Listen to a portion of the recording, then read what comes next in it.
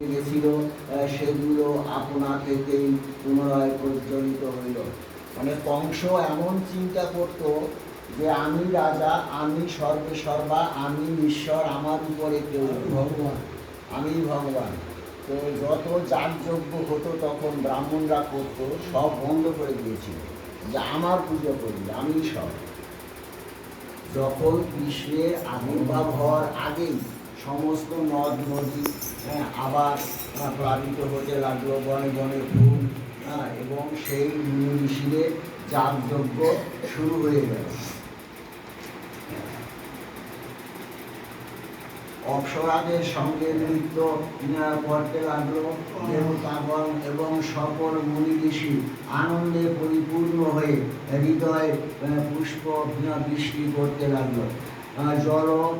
জলভরবাহী নদী মেঘগুলি সমুদ্রের সমীপে গিয়ে মেঘমন্দ গর্জন করতে লাগলো।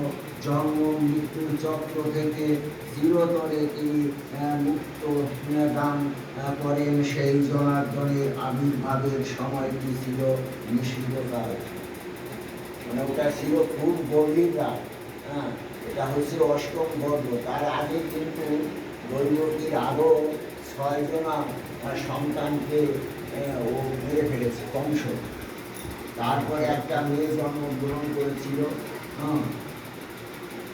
তাকে একটু মারতে পারেনি। বলরামকে গর্ভ স্থানান্তর করা হয়েছিল, সেও কিন্তু দৈবকীর সন্তান হিসাবে দেখা যাচ্ছে। কৃষ্ণ কংস হিসাব করে দেখছে যে অষ্টম গর্ভ নয়, কিন্তু কৃষ্ণ অষ্টম গর্ভ। চতুর্দিক তখন ঘোর অন্ধকারে আচ্ছন্ন। সেই সময় সর্বপ্রাণীর হৃদয় নিবাসী ভগবান বিষ্ণু দেবরূপে দেবকী গর্ভবতী প্রকাশিত হলেন। পূর্ব যুগের পুরোলে যেন 16 কলায় পরিপূর্ণ তাদের উদয় হলো। বসুদেব দেখলেন তার সম্মুখে এক অদ্ভুত বালক আবির্ভূত। তার নেত্র পদ্ম ও পলাশের মতো রক্তাক্ত এবং বিশাল চতুর্ভুজে শঙ্খ চক্র গদা এবং পদ্ম, বক্ষস্থলে শোভন শ্রীবৎস চিহ্ন, গলায় উজ্জ্বল কৌস্তভমণি, ঘন মেঘ দৃশ্য শ্যাম সুন্দর দেহে পীতম্বরে শোভা, বহুমূল্য দ্রব্য মণিঘোষিত ইয়ত এবং কুণ্ডলের কীর্তিতে সমভাষিত কুটিল কুন্তলরাজি, প্রতি দেশে কাঞ্চি বাহুসমূহে অঙ্গদ ও কঙ্কনাদি অলঙ্কারে ভূষিত। সেই বালকের সর্বাঙ্গ থেকে এক অপূর্ব জ্যোতি বিস্ফোরিত হচ্ছে।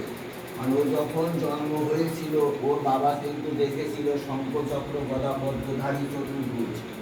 কৃষ্ণ যখন জন্মায়, তখন বসুদেব দেখতে পেয়েছিল যে কে রূপ নিয়েছে।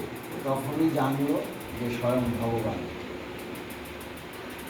স্বয়ং শ্রী ভগবানই এইভাবে তার পুত্ররূপে আবির্ভূত হয়েছেন।